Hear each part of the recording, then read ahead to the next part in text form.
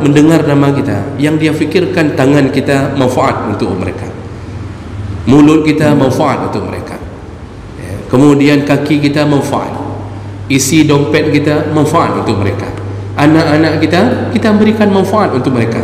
Kita suruh anak-anak kita, cuba datang itu ke tempat walimah di kampung itu, tolong ambil piring, jangan susah orang yang punya hajat, atur kursi-kursi, apa yang bisa lakukan, jangan duduk di rumah.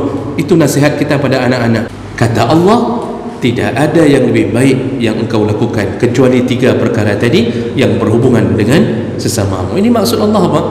Ternyata semua urusan dipuji-puji Allah ketika kita berbuat baik dengan sosial atau lingkungan kita. Nanti di ujung ayat itu Allah akan katakan, wa may yaf'al zalika ibtigha' wajhillah, barang siapa yang melakukan itu karena berharap balasan dari Allah. Assalamualaikum warahmatullahi wabarakatuh. Banyak sekali pertanyaan jamaah, Ustadz kasih kami channel untuk kajian anak-anak muda. Di antara anak muda berasal dari Aceh, luar biasa, channelnya Maulizul Akbar Nak. Tonton, subscribe, like, share, komen. Assalamualaikum warahmatullahi wabarakatuh.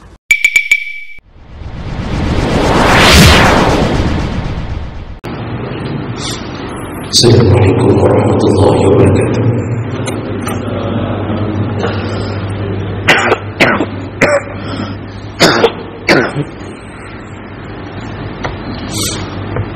Alhamdulillahi rabbil alamin, wa bi ni'matihi tatimmu shalihat. Asyhadu an la ilaha illallah wahdahu la syarika lahu, wa asyhadu anna Muhammadan 'abduhu wa rasuluhul karim. Allahumma salli wa sallim ala nabiyyina wa sayyidina Mustafa Muhammadin wa ala alihi wa ashabihi ajma'in. Amma ba'd. Rabbi shrah li sadri wa yassir li amri wahlul 'uqdatam min lisani yafqahu qawli. Segala puji bagi Allah, kemuliaan salawat dan salam kepada Rasulullah, pada keluarga dan seluruh sahabat-sahabatnya yang Allah muliakan, seluruh pengurus masjid, kemudian yang Allah muliakan bapak-bapak dan ibu-ibu jamaah salat subuh yang telah hadir karena Allah. Mudah-mudahan kehadiran kita berbuah dengan surganya insyaAllah. Bapak Ibu yang Allah muliakan, dalam menjalani kehidupan menuju ke surga Allah, salah satu yang diperlukan adalah pengetahuan untuk melakukan amal, yaitu mana amal yang lebih utama di antara amal-amal yang ditawarkan oleh Allah Subhanahu wa taala.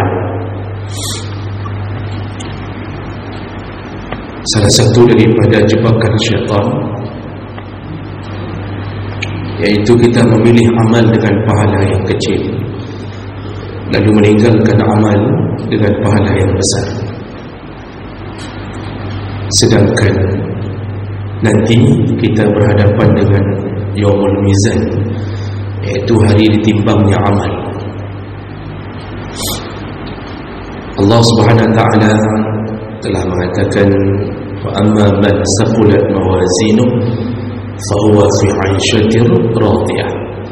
Barang siapa yang timbangannya berat sekali dengan kebaikan, maka dia akan dimasukkan ke dalam tempat yang radiyah, yang dia ridha.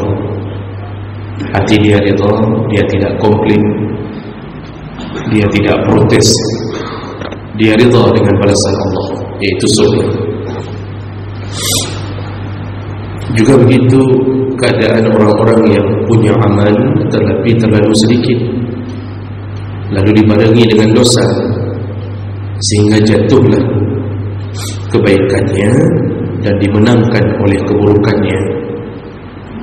Maka Allah mengatakan, wa amma man khaffat mawazinuhu fa ummuhu hawiyah. Barang siapa yang timbangannya atau timbangan kebaikannya khaffat, terlalu ringan, ada amal tapi sedikit, jadi kemana nasibnya? Fa ummuhu hawiyah, dia akan bersama ibunya hawiyah. Apa maksudnya bersama ibunya? Ummuhu hawiyah. Hawiyah itu bukan nama ibu, bukan nama seorang perempuan, itu nama neraka. Maksudnya sebagaimana seseorang menempel ke ibunya, begitulah mereka dicampakkan ke neraka hawiyah dan menempel di dalamnya.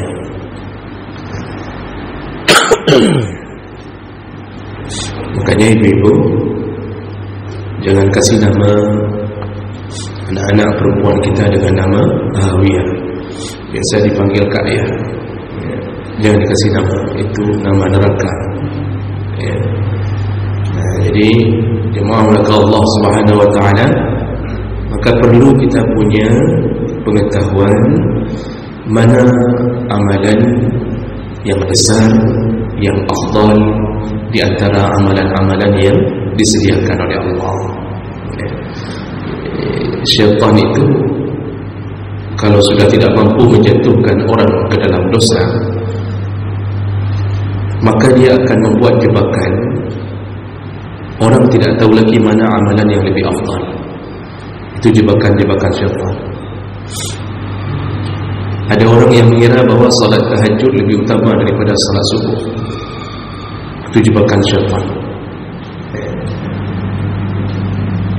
Ada orang yang mengira bahawa bersedekah lebih utama daripada membayar hutang. Sedekah laju, hutang ada bayi. Yang jebakan syaitan. Makanya orangnya pun mirip syaitan.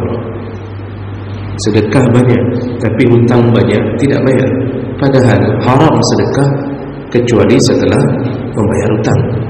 Kecuali hutangnya hutang yang diberi tempo dan belum jatuh. Ini bukan lagi belum jatuh, sudah jatuh sudah 3 tahun yang lalu, tidak diselesaikan. Tapi kita nampakkan diri kita ahli sedekah, padahal hutang tidak bayar. Maka sedekah itu menjadi dosa. Itu kebodohan yang dibuat oleh orang hari ini. Apalagi menjelang 2024 banyak yang sedekah-sedekah, hutang mampu terbunuh. Jadi jemaah Allah, itu salah satu akibat tidak punya pengetahuan. Makanya disuruh tuntut ilmu, disuruh ikut pengajian. Paling kurang adalah yang kita dengarkan, oh begitu ternyata rahasia hidup. Jemaah Allah SWT, kedudukan amal yang paling pertama, tugas pokok kita di atas dunia ini adalah melakukan yang wajib. Itu yang utama. Rukun Islam itu tetap berada di atas segala level amal. Salat yang wajib itu tetap pahalanya lebih tinggi dibandingkan semua salat yang sunnah. Walaupun kita lakukan tahajud 1000 rakaat, tidak mampu mengalahkan salat 2 rakaat salat subuh. Itu tugas pokok, tapi Allah beri gaji di atas tugas pokok itu, dan itu gaji yang paling utama. Puasa Ramadan itu lebih dahsyat, lebih hebat, dan itu wajib dibandingkan dengan semua puasa sunnah. Membayar zakat itu lebih hebat pahalanya, walaupun cuma 2,5% dibandingkan sedekah kita yang puluhan juta. Ini seperti cerita tadi, sedekah, zakat tak bayar. Ini juga satu hal yang dibodoh-bodohi syaitan.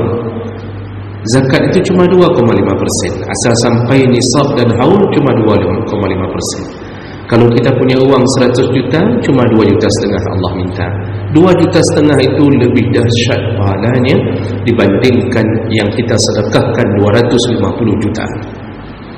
Maka jangan sampai terjadi hal seperti itu.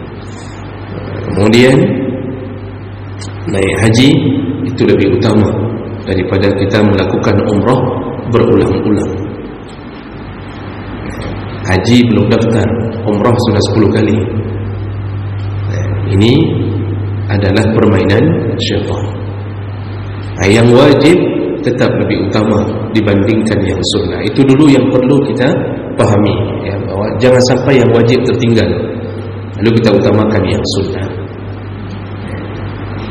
Lalu kemudian jemaah melakukan Allah, setelah selesai yang wajib, barulah kita mengejar kebaikan. Ya, itu yang wajib, itu pembuka kunci surga. Dan untuk melempangkan urusan di hadapan Allah, maka kita perlu fastabiqul khairat, perlu berlomba-lomba untuk melakukan kebaikan.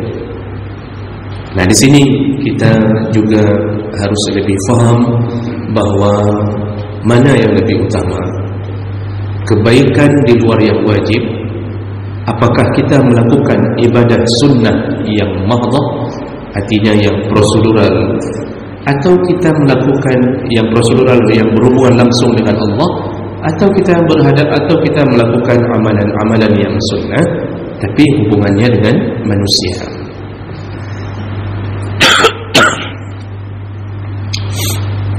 Maka akan timbul pertanyaan-pertanyaan, apakah lebih baik kita solat tahajud sepanjang malam, kita sambung dengan solat duha, nanti kita sambung lagi dengan berbagai solat qabliyah, ba'diyah, semua solat sunnah kita lakukan. Mana yang lebih baik solat-solat itu dengan amalan yang berhubungan dengan manusia?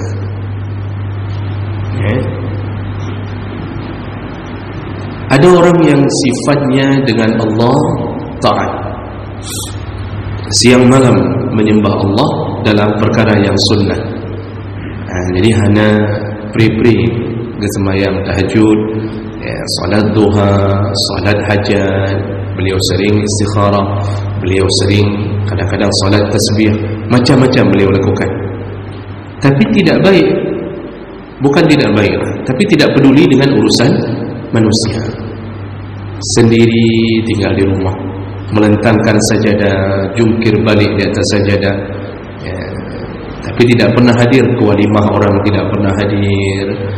Orang dirikan tenda, dia di rumahnya. Orang susun kursi di rumah orang, dia di rumahnya. Orang menolong untuk sama-sama membuat parit di kampung, dia di rumahnya.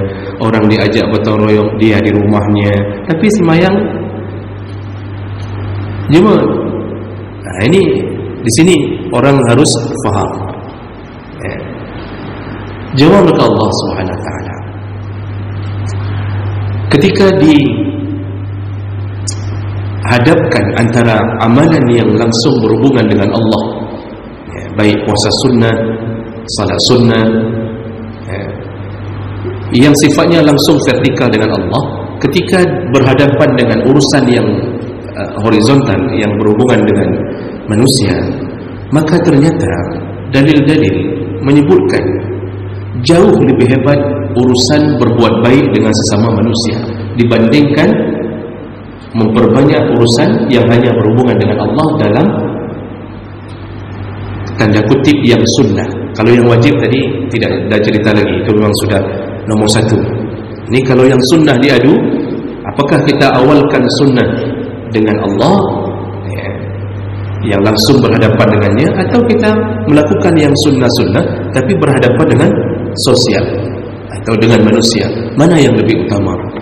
Semua dalil menyebutkan berhubungan dengan manusia lebih utama dibandingkan dengan memperbanyak sujud di hadapan Allah tapi tidak pernah bermanfaat bagi manusia. Makanya macam-macam muncul tipe manusia. Ada yang hanya solat wajib saja, tapi di mana-mana ada yang hubungannya dengan manusia, dia nomor satu di depan. Kalau ada kebakaran pun dia nomor satu di depan, apapun urusannya.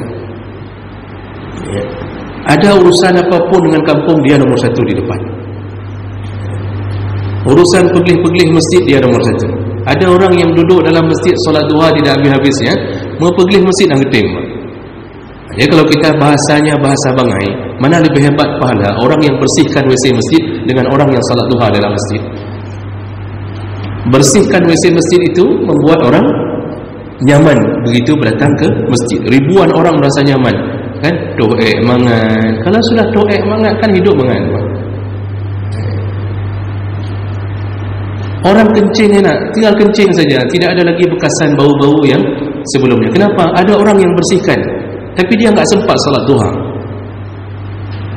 Ada orang yang solat duha kerjanya cuma to'i, tidak pernah membersihkan dengan yang pernah dia lakukan di situ. Mana lebih besar pahalanya? Semua dalil menyebutkan yang berhubungan dengan manusia itu lebih hebat pahalanya dibandingkan dengan yang langsung hanya berhadapan dengan Allah Subhanahu wa taala. Makanya Allah Subhanahu wa taala dalam surat An-Nisa ayat 114 menyebutkan la khaira fi katsirin min najwahum illa man amara bisadaqatin aw ma'rufin aw islahin bainan nas. Kata Allah, tidak ada kebaikan dari semua najwa, min najwahum, tidak ada kebaikan dari semua najwa. Najwa itu berbisik-bisik di antara manusia, artinya berkomunikasi. Kalau engkau bertemu, engkau berbicara, engkau merencanakan sesuatu, engkau bermusyawarah, itu namanya najwa. Rapat, pegatnya, macam-macam yang sifatnya komunikasi di antara manusia. Tidak ada yang lebih hebat ketika engkau membicarakan sesuatu dengan sesamamu, kata Allah, illa, kecuali engkau merencanakan man amara bisadaqatin. Jadi yang dirapatkan, yang musyawarahkan adalah tentang sedekah. Sedekah itu hubungannya dengan siapa? Manusia. Dengan manusia. Oh, sedekahnya ke masjid, ambil uang dari cairan masjid lalu diberikan untuk kebutuhan masjid. Yang memanfaatkan siapa? Manusia. Apalagi sedekah kepada anak yatim, fakir, miskin. Itu pertama kata Allah. Au ma'ruf, ataupun engkau melakukan kebaikan dengan sesamamu. Au islahin bainan nas, ataupun engkau melakukan islah di antara sesama manusia. Allah sebutkan 3 perkara: sedekah, berbaik-baik dengan sesamamu, dan memperbaiki hubungan dengan sesamamu. Ada orang bertengkar, kita yang sibuk, kita buat rapat di kantor kecil, nyobek nali, kita damai, jangan ini lagi. Kita yang capek, padahal orang itu bertengkar. Kalau orang yang sibuk salat sunnah, bah mati pergi, mana ada peduli, yang penting kita salat, mati gede, tabur-tabur kampung, habis gede. Kan begitu cara semikirnya. Kita kadang-kadang tak sempat salat duha, tak sempat untuk melakukan amal-amal sunnah yang langsung berhubungan, tak sempat puasa Senin Kamis gara-gara memperbaiki hubungan manusia. Sudah ribut antara lorong ini dengan lorong itu, terjadi di hari Senin dan Kamis. Wallahu a'lam, ada pekan karu baru Senin baru Kamis, memang wallahu a'lam. Itu jangan ditanya saya kenapa terjadi. Yang penting begitulah contohnya. Mau puasa sunnah terpaksa berbuka, tak sanggup tahan puasa sunnah. Kenapa? Harus memperbaiki hubungan dengan manusia. Kata Allah, tidak ada yang lebih baik yang engkau lakukan kecuali 3 perkara tadi yang berhubungan dengan sesamamu. Ini maksud Allah apa? Ternyata semua urusan dipuji-puji Allah ketika kita berbuat baik dengan sosial atau lingkungan kita. Nanti di ujung ayat itu Allah akan katakan, "Wa may yaf'al zalika ibtigha' wajhillah." Barang siapa yang melakukan itu karena berharap balasan dari Allah, fasawfa nu'tihi ajran 'azima, maka kami akan memberikan dia pahala yang azim. Azim itu melimpah ruah. Itu janji Allah.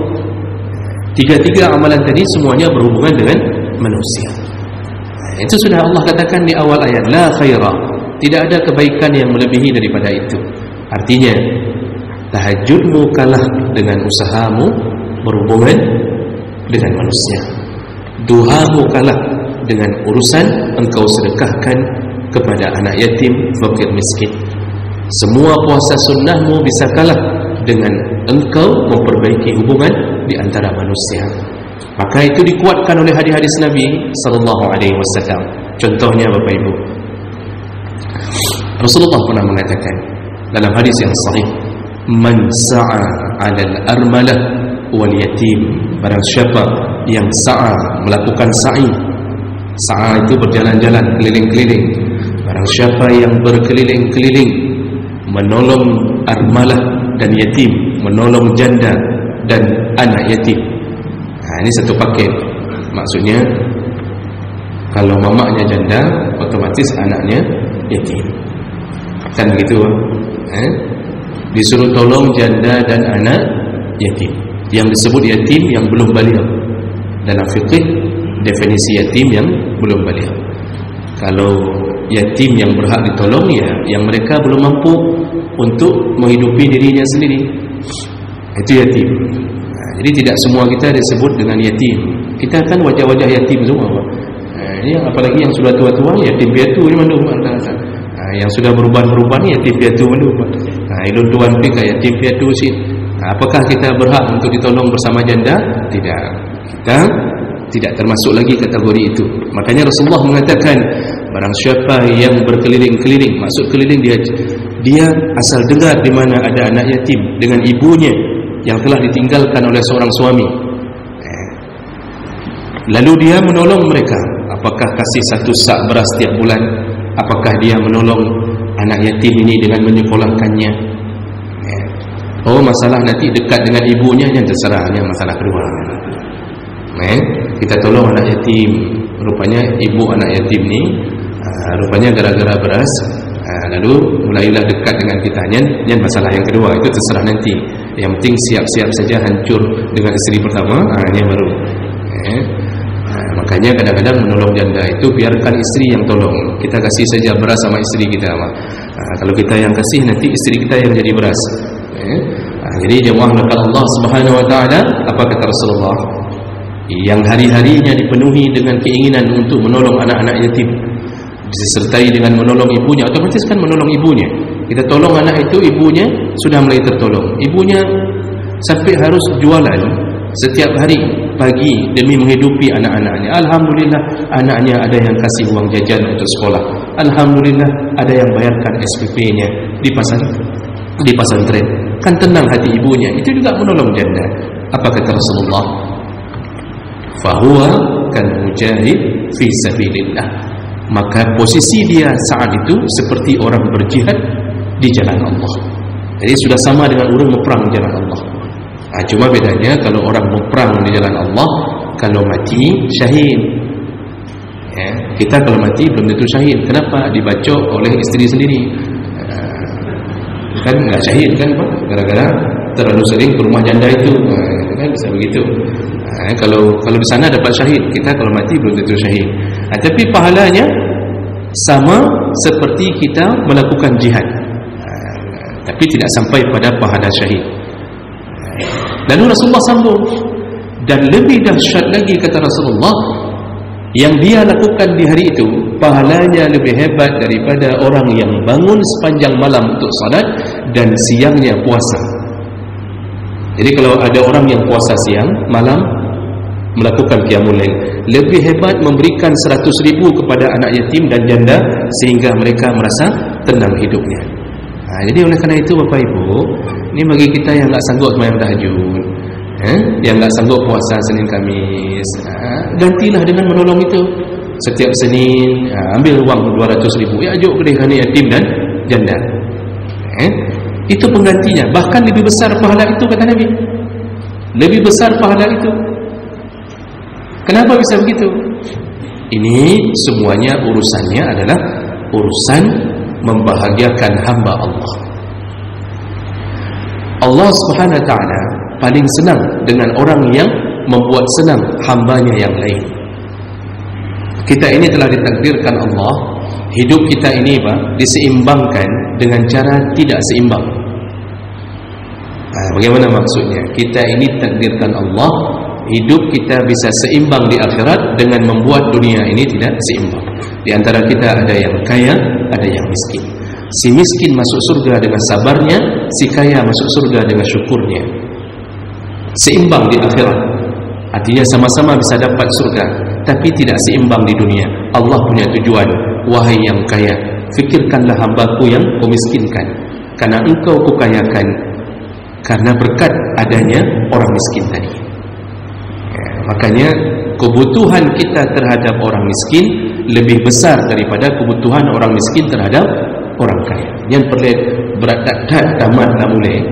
Kita masukkan ke dalam kepala kita apa? Ini kita yang PNS, kita yang punya gaji banyak, kita yang Allah beri rezeki banyak. Masukkan ke dalam kepala kita, kebutuhan kita terhadap orang miskin itu lebih besar daripada kebutuhan orang miskin terhadap kita.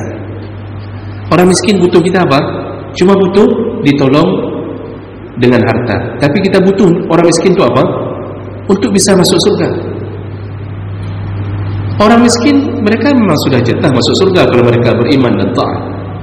Tapi kehadiran mereka di tengah-tengah kita membuka kesempatan kita untuk masuk surga lebih besar. Seandainya dunia ini tidak ada lagi orang miskin, Pak, bayangkan kita ini tidak tahu cara membuka pintu surga. Salat belum tentu khusyuk. Apapun yang kita lakukan kadang-kadang dibarengi ketidakikhlasan. Tapi kalau berhubungan dengan orang miskin, air mata mereka, doa mereka, waktu mereka mengucapkan barakallah, ajrakallah, macam-macam diucapkan, Pak, terima kasih Pak, Allah yang balas. Ini semua membuat terbukanya pintu surga. Jadi jemaah maka Allah, lihatlah konsep dunia ini. Ternyata Allah mengatur hidup kita. Perbanyaklah menolong orang kalau mau hidup kita aman di akhirat. Nah, sebagai pendukung hadis, bagaimana hebatnya orang yang menolong orang. Ini hadis terakhir yang kita bahas di subuh hari ini. Ada hadis riwayat Tabrani. Jadi ada seorang yang bertanya ke Rasulullah, datang kepada Rasulullah, bertanya ke Rasulullah. Apa pertanyaannya? Ya Rasulullah, ayyun nas ahabbu ila Allah? Itu pertanyaan pertama. Ya Rasulullah, mana manusia yang paling dicintai Allah? Pertanyaan kedua disambung, wa ayyul a'mal afdalu ila Allah? Lalu ya Rasulullah, mana amalan yang paling afdal dan paling dicintai oleh Allah? Ayyul a'mal ahabbu ila Allah? Yang ditanya pertama, siapa manusia yang paling dicintai, atau golongan mana yang paling dicintai? Pertanyaan kedua, amalan mana yang paling dicintai? Dua pertanyaan. Apa jawaban Nabi? Nabi jawab pertanyaan pertama, manusia yang paling dicintai Allah adalah khairun nas anfa'uhum linnas, manusia yang paling banyak manfaatnya pada orang lain. Jadi yang paling dicintai Allah, yang paling banyak manfaatnya kepada sesama manusia.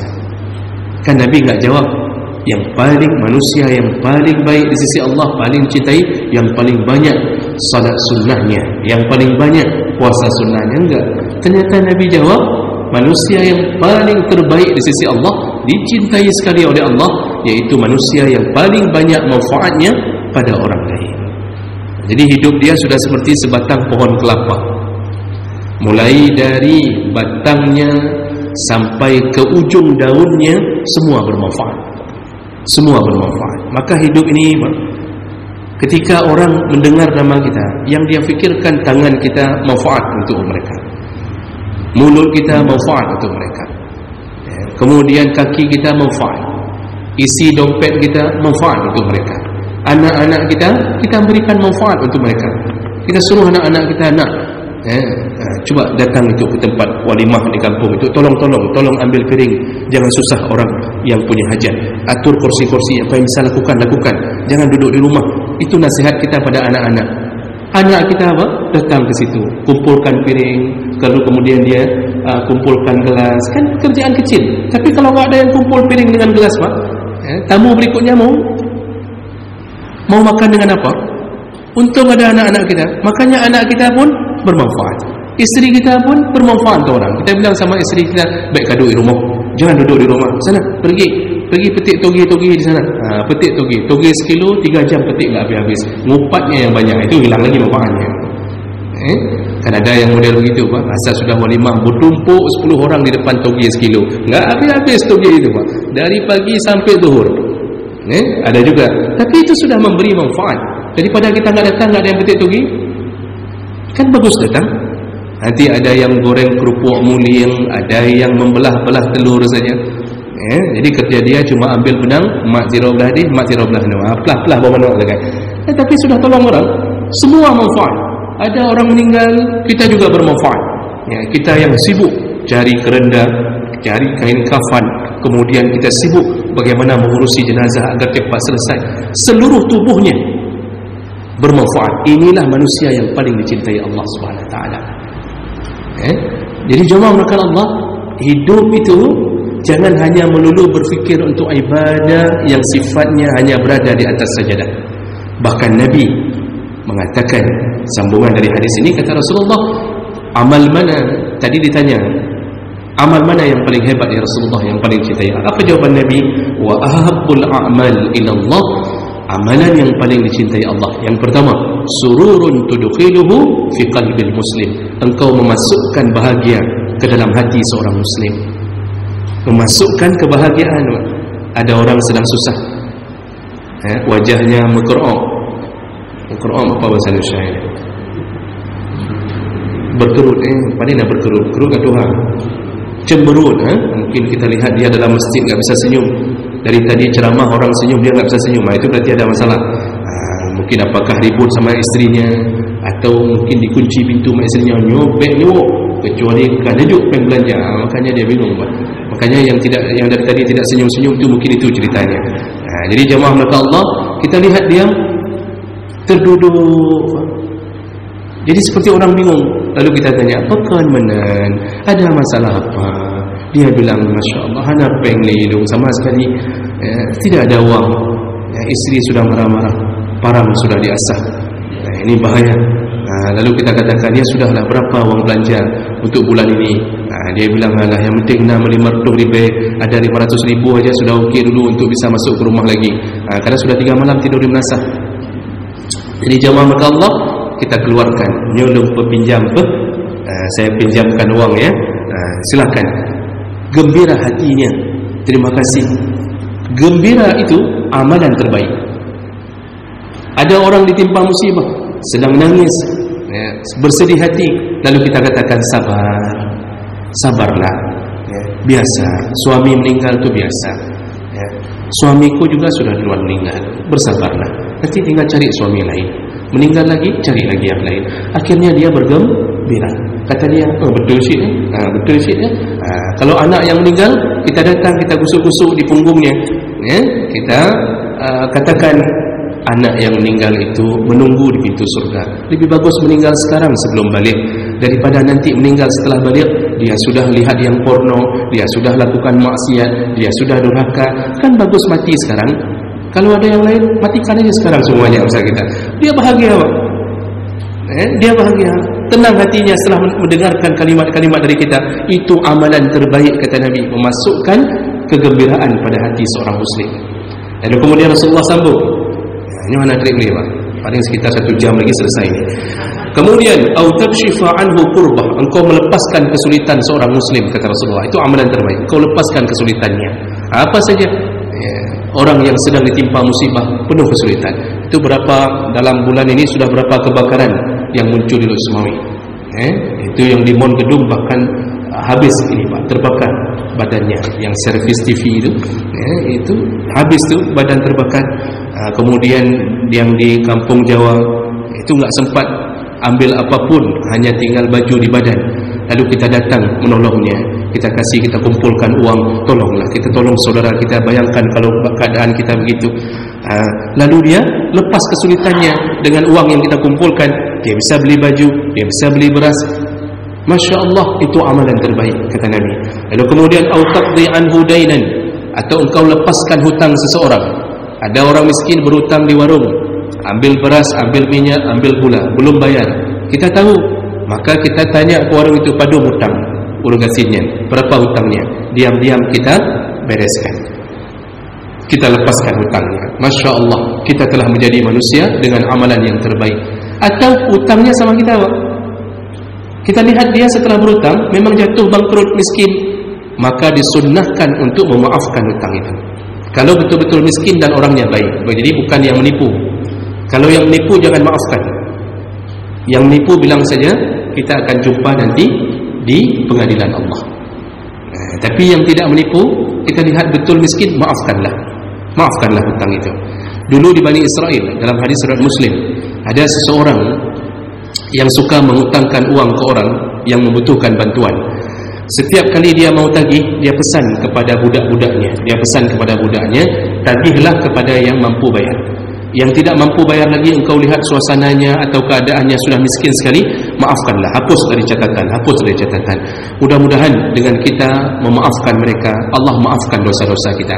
Di ujung hadis Nabi mengatakan, orang itu dimaafkan semua dosa-dosanya oleh Allah gara-gara suka memaafkan hutang pada orang. Jadi Bapak Ibu yang punya hutang sama orang yang kira-kira bisa dimaafkan, maafkan. Tapi syaratnya orang itu bukan penipu.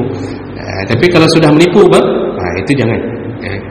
Kejar terus, Pak. Digas terus itu. Part-part yang di mana ketemu gas terus itu. Kalau yang model-model penipu itu. Tapi dengan orang baik-baik, berikanlah keringanan. Oh, enggak dimaafkan, kasih tempo atau kasih maafkan setengah. Itu sudah baik. Lalu kemudian Nabi mengatakan, "Au tatruda anhu ju'an," atau engkau lepaskan kelaparan dari seorang muslim yang lain. Lepaskan kelaparan, kasih beras, kasih uang makan segala macam.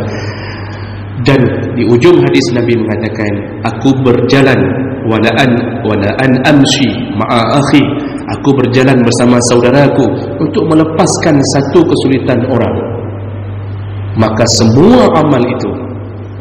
Jadi Nabi sudah sebutkan amal-amal tadi kan. Nabi sebutkan tadi mulai dari memasukkan kebahagiaan, melepaskan kesulitan, membayarkan hutang atau memaafkan hutang, lalu melepaskan kelaparan orang, lalu berjalan untuk melepaskan hajat orang, jalan Pak. Seperti tadi, hadir ke walimah orang, tolong, hadir ke acara yang sifatnya orang butuh kita, tolong sana, gotong royong sana, buat alirkan air parit.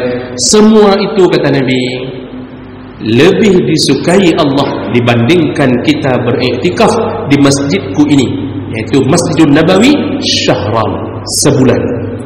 Ini saya tutup dengan kalimat ini, Pak. Ternyata amalan tolong-tolong orang itu lebih hebat daripada beriktikaf di masjid Nabi sebulan. Bayangkan, Pak, dalam hadis yang sahih, sekali salat di masjid Nabi berapa pahalanya? 1000 kali salat masjid yang lain. Sekali salat di Masjidil Haram 100,000 kali salat di masjid yang lain. Di masjid Nabi 1000. Jadi satu kali salat duhur sama seperti salat duhur 1000 kali di masjid Al-Muttaqin ini. Kalau sekali salat 5 kali salat sehari, berarti 5,000 kali kita dapat pahala salat di masjid yang lain. Itu kalau sekali salat masjid Nabi. Sekarang bukan salat, i'tikaf. Bukan sehari, sebulan. Iktikaf lebih hebat daripada salat. Duduk, enggak keluar-keluar sebulan dari masjid Nabi. Duduk, berapa besar pahalanya, subhanallah. Yang pahala karab setengah bumo pahala. Iktikaf di masjid Nabi sebulan, enggak keluar-keluar. Masya Allah, kita ternyata tidak tahu selama ini lebih hebat pahala kita yang tolong-tolong orang daripada iktikaf di masjid Nabi sebulan. Yang bilang siapa? Nabi SAW. Ini hadis yang sahih. Jadi bisa bayangkan, makanya jangan salah-salah, Pak. Kita sibuk merindukan untuk umrah lagi. Ada yang mengatakan kepada saudaranya, cukup rindu lo ke Kaabah, nak balik lo. Sekali balik 35 juta. Sekali balik 35 juta. Itu belum bawa pulang oleh-oleh ke sini, Pak. Bawa kurma, bawa tasbih, bawa unta, bawa macam-macam kan. Itu bisa 45 juta sekali balik. Sudah, kita rindu ulang-ulang. Umrah sudah 10 kali. Padahal ketika kita gunakan 35 juta itu untuk menolong janda, anak yatim, kita berikan pertolongan semua manusia, lebih dahsyat pahalanya daripada iktikaf di masjid Nabi. Sedangkan kita umrah di masjid Nabi berapa hari kasih waktu, Pak? Hari kalau mau jamaah haji 8 hari. Kalau yang umrah bisa cuma 5 hari. Ada yang umrah kadang-kadang cuma 12 huruf. Ada 5 hari, 4 hari. Kalau yang haji 8 hari masjid Nabi mereka. Ini lebih hebat lagi pahala orang ini. Makanya inilah amal yang harus kita ketahui. Jangan sibuk merindukan Kaabah tapi lupa beramal bahwa ada yang lebih hebat daripada pahala yang kita rindukan itu. Maka marilah kita sama-sama menanamkan sifat saling tolong menolong. Jangan biarkan saudara kita menangis, jangan biarkan saudara kita di dalam kesulitan. Mudah-mudahan ini bermanfaat. Subhanakallahumma bihamdik, asyhadu an la ilaha illa anta, astaghfiruka wa atubu ilaik. Wassalamu alaikum warahmatullahi wabarakatuh.